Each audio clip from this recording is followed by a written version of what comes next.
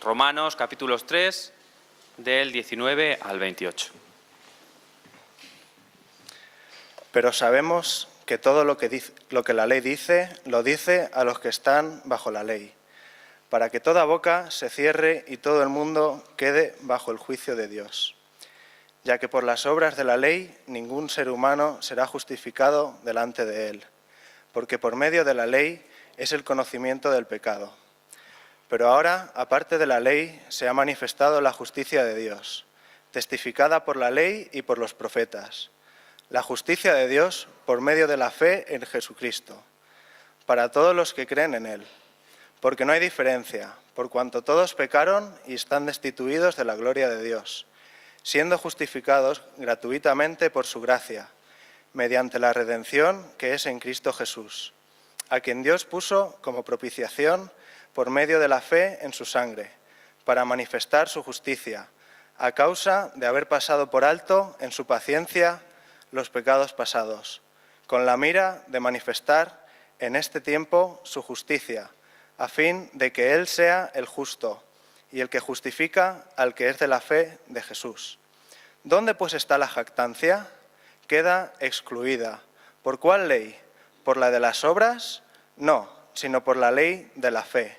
Concluimos, pues, que el hombre es justificado por fe, sin las obras de la ley. Amén. Al acercarnos a los 500 años de la Reforma, en octubre del próximo año, debemos reconocer con mucha tristeza que todavía hay mucha ignorancia y mucha confusión en cuanto a la importancia y significado de este evento en la historia y las implicaciones que tiene para nosotros en el día de hoy. Y estoy hablando no de la Iglesia Católica, estoy hablando de la confusión que hay en la misma Iglesia evangélica. Tanto que muchos se preguntan si en el día de hoy, en vez de celebrar este movimiento que dividió la Iglesia de Cristo en el siglo XVI, no deberíamos más bien lamentarlo y tratar de tener un acercamiento con el catolicismo romano, de manera que juntos podamos enfrentar más eficazmente las amenazas morales y sociales que nosotros tenemos en común. ¿Debemos lamentar o debemos celebrar la Reforma Protestante? ¿Continúan en vigencia los males que los reformadores enfrentaron hace 5 siglos atrás? ¿O deberíamos dejar la Reforma a un lado para encarar nuestros propios retos?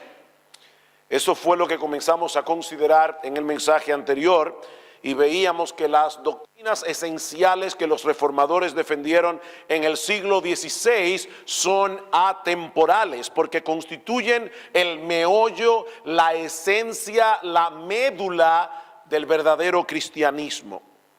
Esta doctrina o estas doctrinas pueden ser resumidas en 5 lemas conocidas como las 5 solas de la Reforma: sola Escritura, sola gracia, sola fe, solo Cristo y soli Deo gloria. Y esta tarde o en la mañana decíamos en el mensaje anterior que si comparamos estos principios con un gran templo de la verdad, pudiéramos decir que sola Escritura es el fundamento que soporta la edificación. Sobre ese fundamento se levantan 3 columnas que definen y sostienen el Evangelio: sola gracia, sola fe y solo Cristo, mientras que el pináculo del templo es soli Deo gloria. Únicamente a Dios sea dada la gloria. Estos principios están tan íntimamente relacionados entre sí que si alguno de ellos se pierde o se diluye, toda la edificación sufrirá las consecuencias.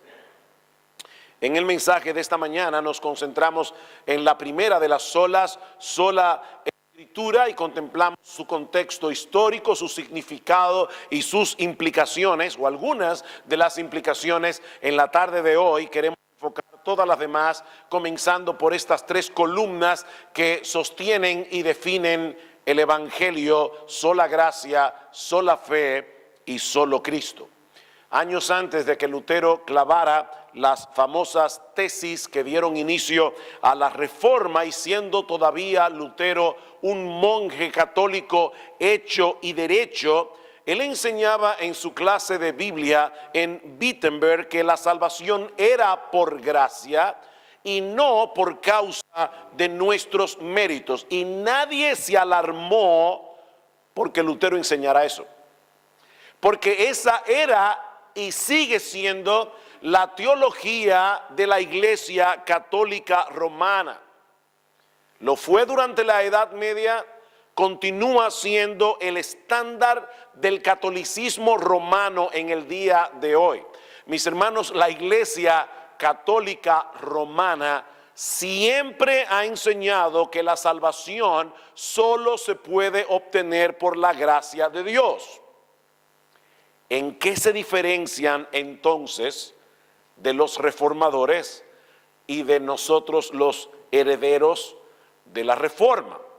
Bueno, la diferencia está en la definición que ellos dan de gracia y la forma como ellos creen que la gracia opera en nosotros para llevarnos a la salvación. Y yo espero demostrar en un momento que la diferencia es mucho más que un juego de palabras. La diferencia es entre dos mensajes que son completamente opuestos, completamente antagónicos entre sí.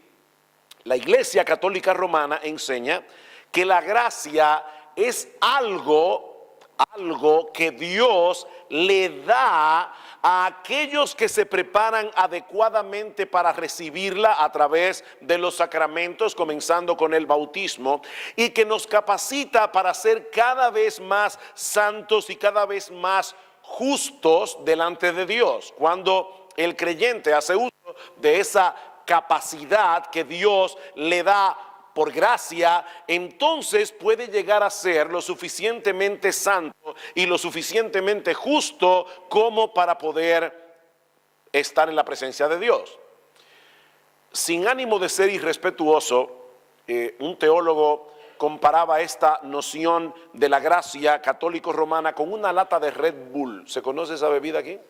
O cualquier otra bebida energética. Esa bebida de gracia es suministrada a todos aquellos que la quieran y que la busquen apropiadamente a través de los sacramentos. Así que en la misma medida en que esa persona que ya ha sido capacitada por la gracia haga uso de ella para ser más santos y hacer buenas obras, en esa misma medida esa persona se está preparando para ir al cielo. Ahora la pregunta ¿es ese el concepto de gracia que nosotros encontramos en las Escrituras? Por supuesto que no, hermanos. La gracia no es una cosa que Dios nos da y que nos capacita o nos energiza para hacer el bien. La gracia en el Nuevo Testamento es la buena disposición que hay en Dios. Es algo del carácter intrínseco de Dios que lo mueve a favorecer gratuitamente a personas que merecen ser condenadas por causa de sus pecados. Vayamos por un momento al conocidísimo pasaje de Efesios capítulo 2. Efesios capítulo 2, yo sé que es un pasaje que probablemente muchos de ustedes conocen o de memoria o algunos textos de memoria. Pablo nos presenta allí la gracia en un contraste muy marcado con la condición en que nos encontrábamos cuando fuimos favorecidos por la gracia. Capítulo 2 de Efesios, versículo 1. Y Él os dio vida a vosotros cuando estabais muertos en vuestros delitos y pecados, en los cuales anduvisteis en otro tiempo, siguiendo la corriente de este mundo, conforme al príncipe de la potestad del aire, y éramos por naturaleza el espíritu, que ahora opera en los hijos de desobediencia, entre los cuales también todos nosotros vivimos en otro tiempo en los deseos de nuestra carne, haciendo la voluntad de la carne y de los pensamientos, y éramos por naturaleza hijos de ira, lo mismo que los demás. Pero Dios, eso hace toda la diferencia. Hace unos años, en un cumpleaños, nuestra hija del medio me regaló una tarja para que un letrero para que lo ponga en mi oficina, y todo lo que dice es, pero Dios. Ella sabe lo que implica, ¿verdad? Lo preñada de significado que son estas dos palabras en ese contexto. Pero Dios, que es rico en misericordia, por su gran amor con que nos amó. ¿Se dan cuenta cómo el texto apunta hacia Dios? Aún estando nosotros muertos en pecados, nos dio vida juntamente con Cristo. Y Pablo ahora hace esa observación entre paréntesis: por gracia sois salvos. Y juntamente con Él nos resucitó y asimismo nos hizo sentar en los lugares celestiales con Cristo Jesús, para mostrar en los siglos venideros las abundantes riquezas de su gracia en su bondad para con nosotros en Cristo Jesús. Y ahí viene el texto, ¿verdad?, que todo evangélico que tiene más de 3 meses de convertido se sabe de memoria. Porque por gracia sois salvos por medio de la fe. Y esto no de vosotros, pues es un don de Dios, no por obras, para que nadie se gloríe. De hecho, ni siquiera puedes gloriarte de las obras que tú haces después de convertido. Y por eso Pablo dice, porque somos hechura suya, creados en Cristo Jesús para buenas obras, las cuales Dios preparó de antemano para que anduviésemos en ellas. Así que no tenemos gloria ni de convertirnos, ni tenemos gloria de lo que hacemos después de convertidos. Todo es por gracia, pero la gracia no es una cosa que Dios nos da, sino más bien un aspecto del carácter bondadoso de Dios que lo mueve a favorecernos al darnos a Cristo por medio de la fe. Lo que Dios nos da es a Cristo por medio de la fe. Dios nos amó cuando no merecíamos ser amados, y a causa de su amor Él nos rescató de nuestra esclavitud, nos declaró justos en virtud de la justicia perfecta de Cristo que nos fue acreditada por medio de la fe, y nos adoptó como hijos de pura gracia. Y ahora que ya fuimos justificados, que ya fuimos adoptados, que ya somos hijos de Dios, que ya somos salvos, que ya seguro que vamos para el cielo, bueno, ahora entonces es que Dios comienza a obrar en nosotros la santificación para hermosear nuestro carácter. El problema del catolicismo romano es que confunden la justificación con la santificación. La justificación viene primero, la santificación viene después como fruto de haber sido justificados. Así que en vez de comparar la gracia con una lata de Red Bull, es preferible que comparemos la gracia con el matrimonio. Y esa es la comparación que usa el mismo Lutero. Lutero compara la salvación con el matrimonio. Y él decía, aquí está el Rey, nuestro Señor Jesucristo, el esposo perfecto, sin tacha, lleno de gracia, riquezas y hermosura, que escoge a una prostituta para casarse con ella. Por si no lo sabían, la prostituta eres tú y yo. Ok, la iglesia.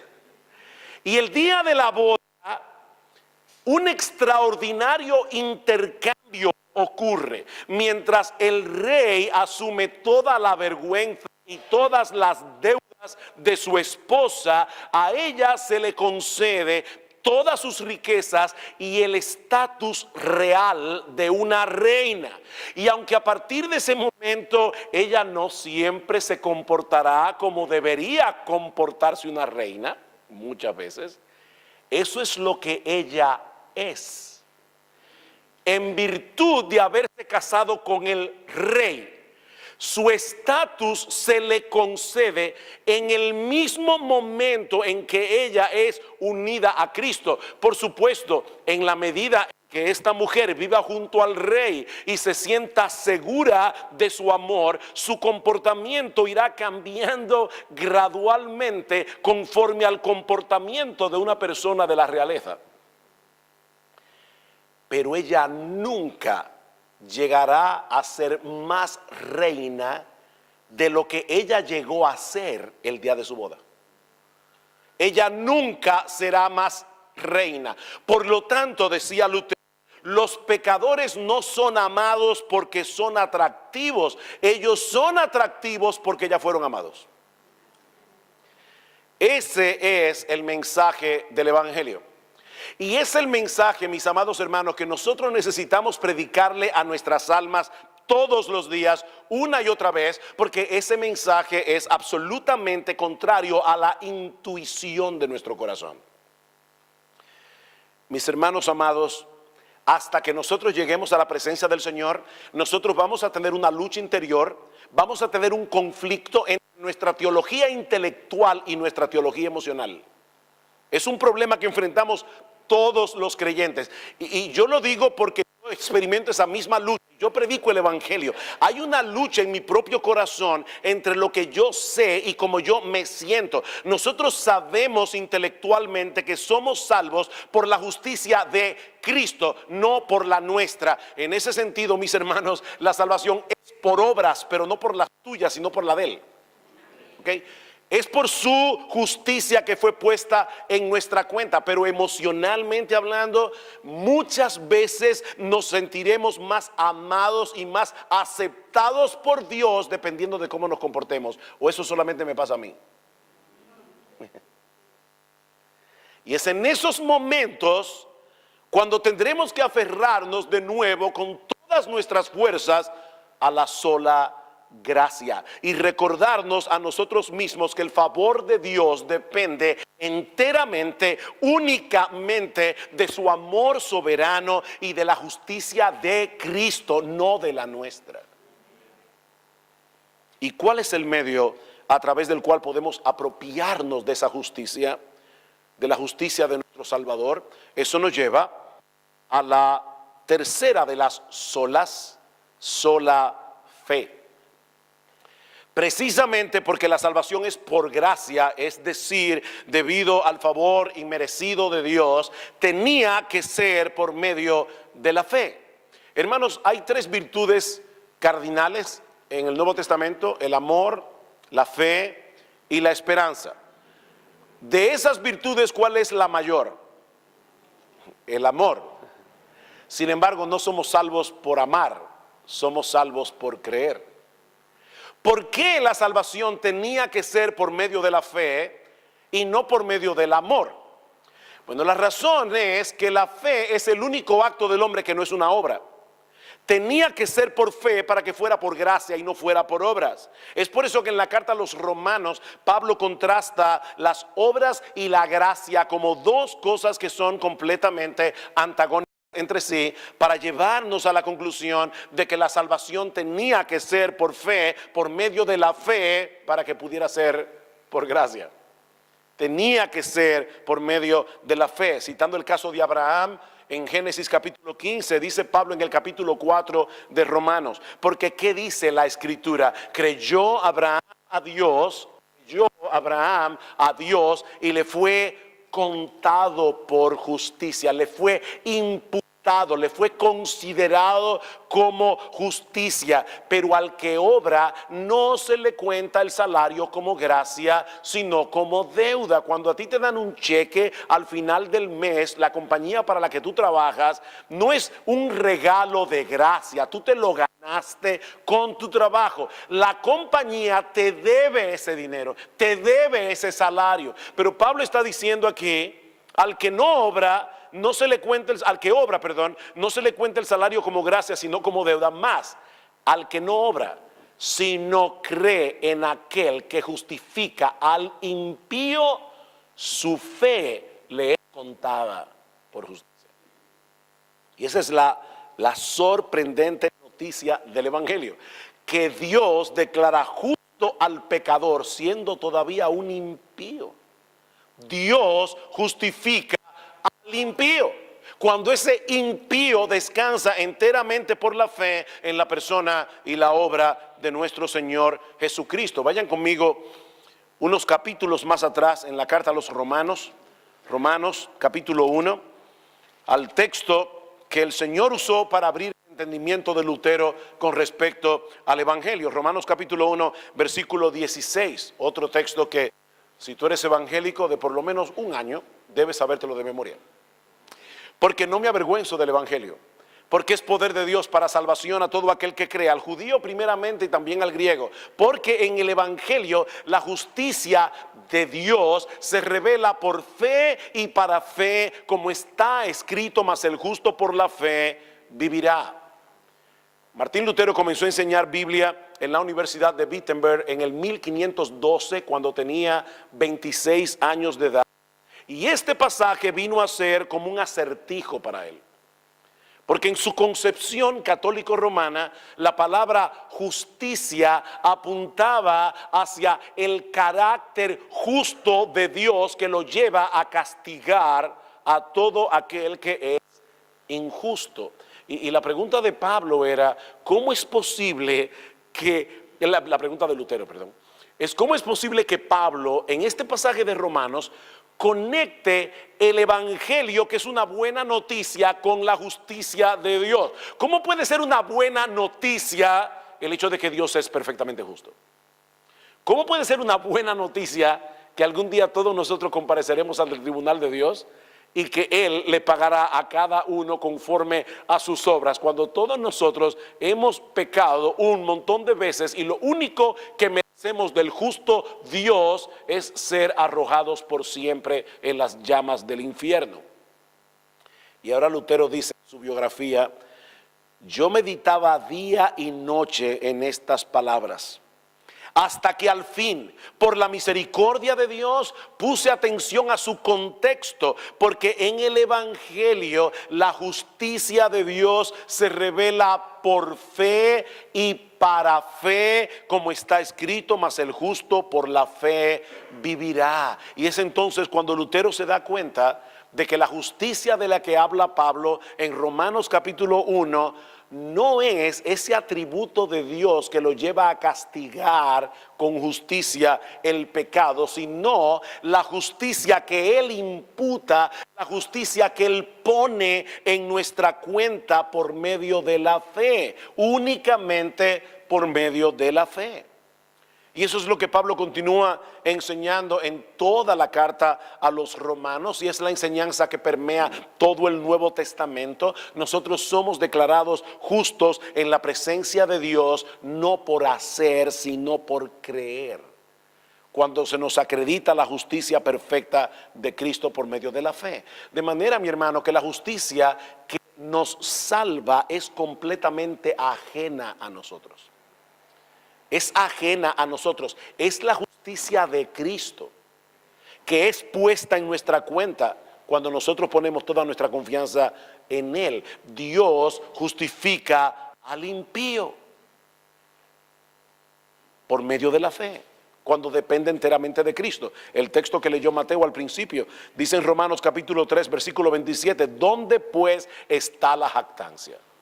¿Tenemos algunos de nosotros de verdad alguna razón por la cual gloriarnos delante de Dios? ¿Dónde está la jactancia? Dice Pablo, queda excluida. ¿Por cuál ley? Por la de las obras. No, sino por la ley por las obras de la fe. No, sino por la ley de la fe. Concluimos pues que el hombre es justificado por fe sin las obras de la ley. Somos justificados, somos declarados justos sin las obras de la ley. Por supuesto, hermanos, todo aquel que ha sido reconciliado con Dios, todo aquel que ha confiado en Cristo de esa manera, ¿cómo lo va a evidenciar? Por medio de sus obras. En otras palabras, somos salvos por medio de la fe sola, pero la fe que salva nunca viene sola. Y al creer, y esta es la parte crucial aquí, nuestra vida es unida a la de Cristo. Y el Cristo que recibimos por medio de la fe, no solo es el Cristo que justifica, sino también el que santifica, porque Él es un Salvador perfecto que ha llevado a cabo una salvación perfecta, y eso nos lleva de la mano a la cuarta de las solas, solo Cristo. Y al llegar a este punto, hemos llegado a la esencia de todo. Alguien decía que en esto consiste la reforma, es colocar a Dios en Cristo en el centro de todo. Esa es la esencia, ese es el meollo de la reforma. Es Cristo y solo Cristo. Pablo dice en Colosenses capítulo 1 versículo 18 que Dios el Padre planificó todas las cosas para que su Hijo tenga la preeminencia en todo, en la creación y en la redención. Mis hermanos, no podemos desconectar ninguna de las bendiciones que Dios nos ofrece en la salvación de pura gracia. No la podemos desconectar de la persona y de la obra de nuestro Señor Jesucristo, porque nuestra salvación no consiste en ninguna otra cosa que en tener a Cristo. Hablando en la conferencia Pasión por el Evangelio, decíamos este fin de semana, yo creo que, no sé aquí en España, pero aún en las iglesias reformadas, yo creo que no se habla tanto, por lo menos las iglesias que yo conozco, déjenme decirlo así, no se habla tanto como se debiera hablar acerca de nuestra unión con Cristo. Hay mucho desconocimiento en el pueblo evangélico de lo que es nuestra unión con Cristo y de todo lo que implica nuestra comunión con Cristo, nuestra unión con Cristo. Como dice Pablo en la misma carta a los romanos, Cristo es el todo. De Colosenses, perdón, Cristo es el todo en todos. Cristo hizo dos cosas que nadie más podía hacer. Por un lado, Él satisfizo plenamente la justicia de Dios porque Él obedeció perfectamente todos los mandamientos de la ley moral de Dios, desde la cuna hasta la tumba, y luego murió en una cruz siendo inocente para pagar plenamente nuestra culpa en la presencia misma de Dios. Nadie más aparte de Cristo podía hacer eso. Él con una sola ofrenda hizo perfectos para siempre a los santificados. Hebreos capítulo 10 versículo 14. Como dice Joel Vicky, solo Jesús, que es Dios y hombre al mismo tiempo, podía comprimir la eternidad del pago de nuestros pecados a través de su sufrimiento y su muerte en la cruz. La muerte de Cristo, no importa el tiempo que durara con un reloj, Él comprimió la eternidad del infierno que tú y yo merecíamos en la cruz del Calvario. Él pagó completamente nuestra deuda con la justicia de Dios. Y cuando depositamos nuestra fe en Él, nuestra vida es unida a la de Cristo de tal manera que todo lo de Cristo viene a ser nuestro real y efectivamente. Dios no nos trata nunca más de acuerdo a lo que somos en nosotros mismos, sino de acuerdo a todo lo que Él es. Impresionante, hermanos. De acuerdo a lo que Él es. Es en esa unión con Cristo que consiste en nuestra salvación. A veces los creyentes piensan que la vida eterna es algo así como una inyección que Dios pone y que nos hace vivir para siempre. Un elixir. No es un elixir ajeno a nada. Es Cristo mismo. Es que nuestra vida está unida al eterno. Y a partir de nosotros, por estar nuestra vida unida al eterno, nosotros tenemos vida eterna. Y son tantos los textos que pudiéramos citar en el Nuevo Testamento que de verdad no terminaríamos ni hoy ni pasado. Primera a los Corintios capítulo 1 versículo 30 al 31, mas por Él estáis vosotros, mas por Dios estáis vosotros en Cristo Jesús, el cual nos ha sido hecho por Dios sabiduría, justificación, santificación y redención, para que como está escrito, el que se gloría, gloríese en el Señor. Por el hecho de estar unidos a Cristo es que disfrutamos la justificación, la santificación y la redención. O el conocidísimo texto de 2 Corintios capítulo 5 versículo 21. Aquel que no conoció pecado, por nosotros, a favor de nosotros, Dios a él lo hizo pecado, para que nosotros ahora fuésemos hechos justicia de Dios en él. Mis hermanos, para llegar al cielo hay que ser tan justos como Dios. Él no puede aceptar menos de ahí. Y todos nosotros, por medio de la fe, por nuestra unión con Cristo, fuimos hechos justicia de Dios en Él. Alguien preguntaba en la conferencia, ¿se puede perder la salvación? El problema con creer que la salvación se pierde es que eso es un atentado contra la justicia perfecta de Cristo. La respuesta es no, 1000 veces no. La salvación no se puede perder para el que la tiene. No se puede perder. Sí, yo sé que hay personas que vienen a las iglesias, están un tiempo en las iglesias, luego se van al mundo y comienzan a vivir una vida peor que la que vivían antes de conocer supuestamente al Señor.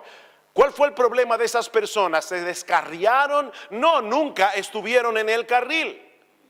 ¿Qué dice el apóstol Juan? Salieron de nosotros, pero no eran de nosotros, porque si hubiesen sido de nosotros, habrían permanecido con nosotros, pero salieron para que se manifestase que no todos son de nosotros. Ellos estaban entre nosotros, pero no eran de nosotros, no pertenecían a Cristo. Pablo, Filipenses capítulo 3, versículo 7, pero cuantas cosas eran para mí ganancias. Y Pablo estaba hablando de su currículum como buen fariseo. Dice: cuantas cosas eran para mí ganancias, las he estimado como pérdida por amor de Cristo. Y ciertamente aún, y ese aún me encanta que esté en el texto, porque Pablo ya tenía más de 30 años siendo cristiano cuando escribió Filipenses. Y él está diciendo: hace 30 años yo vi eso como basura. ¿Saben cómo lo veo ahora? Aún como basura. Y ciertamente aún estimo todas las cosas como pérdida por la excelencia del conocimiento de Cristo Jesús mi Señor, por amor del cual lo he perdido todo y lo tengo por basura para ganar a Cristo y ser hallado en Él, no teniendo mi propia justicia que es por la ley, sino la que es por la fe de Cristo, la justicia que es de Dios por la fe. Mis hermanos, fuera de Cristo no necesitamos de nada más para ser salvos y tener acceso al Padre. Hay un solo Dios, hay un solo mediador entre Dios y los hombres, Jesucristo hombre. Ese fue el mensaje que los reformadores defendieron y proclamaron en el siglo XVI, porque ese es el mensaje del Evangelio que fue revelado en el Nuevo Testamento. Un mensaje que nos recuerda que la salvación depende enteramente de Dios, quien nos ha reconciliado en Cristo gratuitamente por gracia, por medio de la fe. Por supuesto, si la salvación es un regalo que Dios nos concede de pura gracia por medio de su Hijo, entonces ¿quién debe recibir la gloria? Eso nos lleva a la última de las solas: soli deo gloria. Soli deo gloria. Esa es la conclusión del apóstol Pablo en Romanos capítulo 11. Luego de haber explicado con todo detalle la condición de miseria en que se encuentra la raza humana por causa de su pecado, luego de haber explicado el plan de redención diseñado por Dios para salvar en Cristo a pecadores culpables sin pasar por alto su justicia, ¿qué hace el apóstol Pablo? Pablo prorrumpe en una palabra de adoración y admiración delante de Dios. Oh, profundidad de las riquezas, de la sabiduría y de la ciencia de Dios. Cuán insondables son sus juicios e inescrutables sus caminos. Porque ¿quién entendió la mente del Señor? ¿O quién fue su consejero? ¿O quién le dio a él primero para que le fuese recompensado? ¿A quién le debe algo Dios? Porque de él y por él y para él son todas las cosas. Conclusión. No del mensaje, yo no estoy acabando.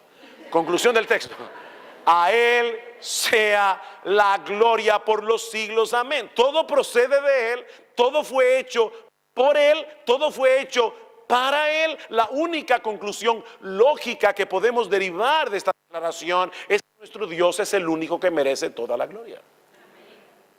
El único que merece toda la gloria. Y hermanos, las repercusiones que esto tiene en la vida cristiana y en la iglesia, en la vida de la iglesia, son impresionantes. ¿Por qué hay tantos problemas en las iglesias? Porque algunos se creen mejor que los otros y miran a los demás por encima del hombro. Yo soy más santo que tú, yo soy mejor que tú, yo tengo mejores normas que tú. ¿Quién eres tú? Un gusano pecador que merece el infierno. Y yo sé que todos tenemos una verdad, una conciencia de gusanía cuando estamos solos. O sea, cuando tú estás solo delante del Señor, dices: Señor, yo no merezco nada, yo soy un gusano. Ahora, hay de aquel que me trate como un gusano. Entonces, por fin, decídete qué es lo que tú eres, un gusano o qué. Cuando tú dices que tú eres cristiano, tú andas con un letrero que dice, yo merezco el infierno. Entonces, ¿de qué te quejas? ¿De qué te quejas? Hermanos, esto tiene repercusiones enormes, muy profundas. Lo que esto significa en la práctica es que nuestro Dios debe ser adorado, debe ser glorificado por todo lo que Él ha hecho y en todo lo que nosotros hacemos. Eso es lo que significa Soli Deo Gloria. Él debe recibir la gloria por todo lo que Él ha hecho y en todo lo que nosotros hacemos. Si hay algo que aprendemos al estudiar las solas de la Reforma, es que nosotros no tenemos mérito alguno en nuestra salvación y después de nuestra salvación, porque nos encontrábamos no solamente en una condición absolutamente miserable cuando Dios nos salvó. No, mi hermano, era peor que eso, tú estabas muerto. No era miserable, tú no estabas agonizando. Tú estabas muerto cuando Dios te dio vida. Estabas muerto en tus delitos y en tus pecados. Y Él te dio vida en Cristo. Y la única razón por la que Dios decidió darte ese regalo a ti, dice en Efesios capítulo 1, es que fue por el puro afecto de su voluntad. No fue que Él vio que tú ibas a ser menos pecador que los demás. No fue que Él vio que tú ibas a creer. No. Dios te vio como un enemigo y te amó siendo aborrecible. Y aún así Él decidió amarte. Ok, ¿por qué a ti? Bueno, la respuesta bíblica es: Dios te amó porque te amó. Yo tendré misericordia del que yo tenga misericordia, y yo me voy a compadecer de que yo me compadezca. Así que no depende ni del que quiere ni del que corre, sino de Dios que tiene misericordia. Eso es gracia, es una buena voluntad de Dios, y por lo tanto Él merece toda la gloria. Queridos hermanos, fuimos creados, fuimos redimidos para la gloria de Dios, para que Dios reciba la gloria por todo lo que somos y por todo lo que hacemos. Fuimos comprados por precio, dice Pablo, 1 Corintios capítulo 6, versículo 20. Por tanto, glorificad a Dios en vuestro cuerpo y en vuestro espíritu, los cuales son de Dios. O el famoso pasaje de 1 Corintios, ya sea que comáis, que bebáis o que hagáis cualquiera otra cosa, hacedlo todo para la gloria de Dios. Hermanos, esa perspectiva convierte toda nuestra vida cristiana en un escenario. En un escenario en el que el carácter glorioso de nuestro Dios debe hacerse evidente a pesar de nuestras imperfecciones, a pesar de nuestras debilidades. Vivimos para la gloria de Dios. Intencionalmente tú debes procurar la gloria de Dios, porque el pecado todavía mora en ti y tu corazón quiere gloria. Es como decía el santo del pasado Hugh Martin. Él decía: me encanta que me alaben, pero aborrezco el placer que siento. Todos nosotros queremos gloria. Y si fuera por nosotros, cambiaríamos el Padre Nuestro. Oh Padre nuestro, venga a mi reino y hágase mi voluntad en la tierra como se hace en el cielo. Ese es el pecado que todavía mora en nosotros, y tenemos que luchar con esa tendencia e intencionalmente buscar la gloria de Dios. Eso es lo que significa Soli Deo Gloria. No es un lema en la iglesia para decir que somos reformados. Es una guerra.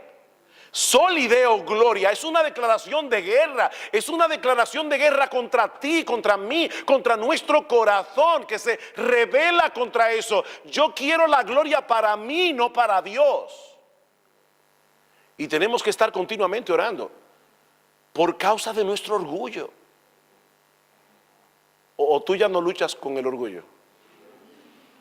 Bueno, si tú no luchas todavía ya más con el orgullo, hay algo raro en ti. Tú eres un zombie. O sea, tú crees que tú te moriste ya. Porque mientras estés vivo, hasta tu último aliento, hasta tu último suspiro, tú vas a luchar con el orgullo del corazón. Y vas a experimentar eso que decía Hugh Martin. Sí, te gusta que te alaben, pero al mismo tiempo debes aborrecer ese placer que sientes. Pero lamentablemente no podemos seguir ampliando este punto porque el tiempo que nos resta es breve. Y todavía nos resta una pregunta que debemos responder. Habiendo visto las 5 solas, ¿Por qué es relevante la reforma para nosotros hoy? Algunos de ustedes vinieron de lejos para oír esta conferencia y para celebrar juntos como creyentes, como una familia que somos, celebrar la reforma. ¿De verdad vale la pena celebrar esto? En primer lugar, este tema es digno de celebrarse y es relevante porque las diferencias entre el catolicismo romano y el cristianismo bíblico siguen siendo tan irreconciliables hoy como en los días de la Reforma. Y hermanos, yo estoy muy conscientes, por lo menos, yo no sé aquí en España, pero en República Dominicana y en muchos países de América Latina, yo estoy consciente de que para muchos no parece políticamente correcto hablar abiertamente de lo que nos diferencia de los católicos por los retos que tenemos en común, los católicos y los evangélicos. Estamos enfrentando en nuestra sociedad enemigos que son comunes. Y debemos dar gracias al Señor de que en nuestras naciones, por lo menos vuelvo y repito, es la experiencia en República Dominicana, debemos dar gracias al Señor de que haya hombres y mujeres independientemente de sus credos religiosos que estén dispuestos a levantar su voz para frenar el avance de esta agenda perversa que el humanismo secular está tratando de imponer a la fuerza en nuestros países. Gracias al Señor que hay personas que están protestando contra eso, y yo no le pregunto si es evangélico o si es católico, pero cuidado, hermanos, porque si en esa batalla moral dejamos de defender el evangelio y proclamarlo con tal claridad que deje en evidencias las falsas doctrinas del catolicismo romano, el remedio será peor que la enfermedad, 1000 veces peor. Cuando el evangelio es comprometido, se pone en juego la salvación eterna de las almas, se pone en juego la salud y la permanencia de la iglesia, y las distorsiones del evangelio que provocaron la reforma del siglo XVI permanecen hoy en el catolicismo exactamente iguales que hace 5 siglos. Que no les quepa la menor duda. Solo tenemos que leer el Catecismo de la Iglesia Católica, publicado en el año 1994, para ver que el catolicismo romano continúa sosteniendo la infalibilidad papal, la doctrina de los sacramentos como medio de gracia, la posición de la Virgen María como co-redentora juntamente con Cristo. Algunas personas dicen: pastor, pero mire, desde la época de Lutero hasta el día de hoy la Iglesia Católica ha cambiado mucho. Sí, es verdad, ha cambiado, ahora está peor que cuando Lutero, porque doctrinas como la infalibilidad papal, eso fue declarado en el año 1869 en el Concilio Vaticano I. La Asunción de María, eso fue declarado en el año 1950. Sí, está peor, la iglesia ha cambiado. Ese catecismo del 1994 enseña, y cito, que por medio de la intercesión de María, ella continúa trayéndonos el don de la vida eterna. Por lo tanto, la bendita Virgen es invocada en la iglesia bajo los títulos de abogada, ayudadora, benefactora y mediadora. 1994. En un manual escrito para los sacerdotes, dice que María, al entrar en el sacrificio de su divino Hijo a favor de los hombres, ella hace expiación por los pecados los hombres, y de esta manera ella coopera en la relación subjetiva de la humanidad. Eso es típico del catolicismo, usan una serie de términos rimbombantes, pero lo que está diciendo es: María es co-redentora con Cristo. Hermanos, eso es una blasfemia, y eso seguirá siendo blasfemia hasta que nuestro Señor Jesucristo regrese en gloria.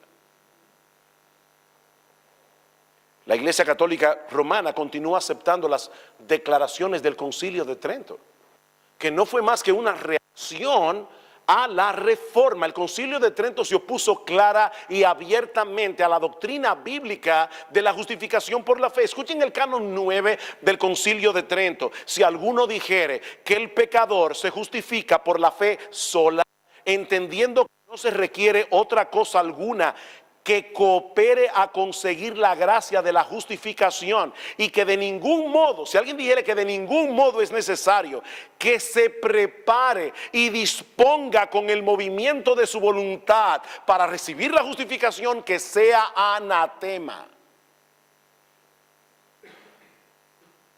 ¿Cómo un muerto en sus delitos y pecados puede prepararse para recibir la gracia de la justificación?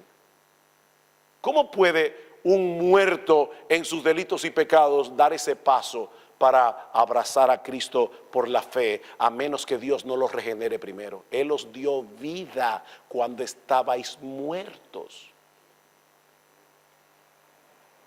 Hermanos, eso es exactamente lo que ese canon está condenando, es lo que Pablo enseña aquí. Pablo fuera anatema según la Iglesia Católica Romana. Y el Señor sabe, aunque a veces hablamos, ¿verdad?, con esa intensidad, el Señor sabe que no es por falta de amor a los católicos que nosotros decimos esto, o por querer generar animadversión hacia los católicos. No, nosotros debemos amar a los católicos. De hecho, yo estoy seguro que la mayoría de ustedes eran católicos en algún momento de su vida. No, debemos amar a los católicos, pero precisamente porque amamos a los católicos, nosotros deseamos de todo corazón que Dios les abra el entendimiento para que ellos vean el error en el que están. Porque nosotros no queremos que las doctrinas humanas en las que ellos creen siga impidiéndoles que abracen el evangelio de la gracia de Dios en Cristo. Es por amor que debemos ser tan claros. Así que cuidado, hermanos. Cuidado, hermanos. Yo no sé aquí en España, pero yo veo lo que está pasando en América Latina. El movimiento ecuménico que pretende obviar nuestras diferencias con el catolicismo romano tomó un nuevo impulso con la elección de Francisco, el Papa. Un nuevo impulso. De hecho, ya se está previendo que en el año que viene, en el 2017, el Papa, juntamente con una iglesia luterana sueca, va a celebrar los 500 años de la Reforma. Increíble. Increíble. Y de verdad, a mí no me extrañaría que en los próximos meses veamos en los periódicos que la Iglesia Católica Romana decidió levantar la excomulgación que le hizo el Papa León X a Lutero en aquella famosa bula que Lutero quemó en diciembre en la ciudad de Wittenberg. No me extrañaría para nada que nosotros veamos que la Iglesia Católica le levantó la excomulgación a Lutero y tal vez lo saquen del purgatorio. Alguien dijo una vez muy sabiamente: es mejor estar divididos por la verdad que unidos por el error. Y eso sigue siendo verdadero hoy, como hace 500 años, como hace 2000 años. En segundo lugar, y esta parte para mí es más triste, este tema es relevante porque lamentablemente muchas iglesias que se identifican como evangélicas manifiestan muchas de las distorsiones que hicieron necesaria la reforma del siglo XVI. Muchas iglesias evangélicas. Es impresionante, hermanos, pero casi exactamente 100 años después de que Lutero clavara las 95 tesis, tuvo que celebrarse el sínodo de Dort. En el año 1619 Lutero clavó las tesis. En el 1517, 102 años después, tuvieron que celebrar el sínodo de Dort para poder combatir las doctrinas de Arminio, que no eran más que muchas de las cosas que los católicos enseñaban acerca del libre albedrío, las mismas cosas. No son pocas las iglesias, mis hermanos, que llevan el nombre de evangélicas, en donde las tradiciones humanas son colocadas por encima de la Biblia. No son pocas. No son pocas las iglesias donde el mensaje de la salvación por gracia es sustituido por un evangelio antropocéntrico donde el hombre tiene al final de cuentas la última palabra. No son pocas las iglesias donde el evangelio es sustituido por un legalismo rampante o donde el evangelio es completamente destrozado por los predicadores de la prosperidad que alejan a la gente de Cristo en el nombre de Cristo. Y eso pasa en las iglesias evangélicas o que se llaman evangélicas. No, la reforma no ha terminado, hermanos. Esto no ha terminado. Es triste reconocerlo, pero lo cierto es que la reforma sigue siendo una necesidad en el día de hoy, no solo por causa del catolicismo romano, sino por mucho del evangelicalismo moderno. Así que tenemos que seguir proclamando que la Biblia es nuestra máxima autoridad por encima de toda opinión humana. Tenemos que seguir predicando que la salvación es solo por gracia, es solo por Cristo y es solo por medio de la fe. Porque ese es el único mensaje que le da a Dios toda la gloria. Pero este tema es relevante y seguirá siendo relevante hasta que el Señor Jesucristo regrese en gloria, por la sencilla razón de que las 5 solas de la reforma, como hemos dicho en estos 2 mensajes, constituyen un resumen doctrinal del verdadero cristianismo.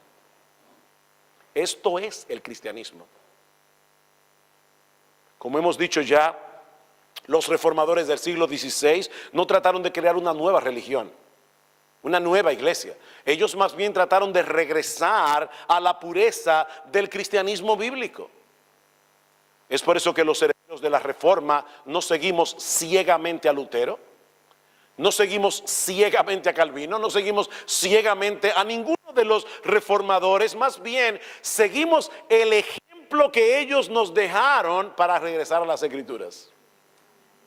Y estar continuamente examinando nuestras vidas, examinando nuestros ministerios a la luz de la Biblia. Cuando decimos que somos una iglesia reformada, no es porque nos adherimos a alguna nueva denominación que tuvo su origen en el siglo XVI. Es porque abrazamos de todo corazón el principio de sola escritura. Es porque creemos que la iglesia de Cristo solo avanza en la misma medida en que vuelva hacia atrás, como decíamos esta mañana, cuando regresa al fundamento establecido por Dios en su palabra. ¿Por qué debemos seguir peleando por estas doctrinas? Porque sin estas doctrinas muere la adoración. Hermanos, sin estas doctrinas muere la adoración. Como dice el teólogo Sinclair Ferguson, no podemos cantar alabanzas a Dios por algo que Él no ha hecho. Si la salvación dependía de ti y fuiste tú el que tomaste la decisión de seguir a Cristo, ¿por qué tú alabas a Dios? Si fue tu decisión. Muchos seguirán atacando la doctrina de la soberanía de Dios en la salvación. Pero ¿saben qué? El año que viene yo cumplo 40 años siendo cristiano. Yo nunca he oído en estos 39 años de ser creyente un buen himno que exalte el libre albedrío. Nunca. Y si usted ha oído uno, enséñemelo. Un himno que exalte oh bendito libre albedrío.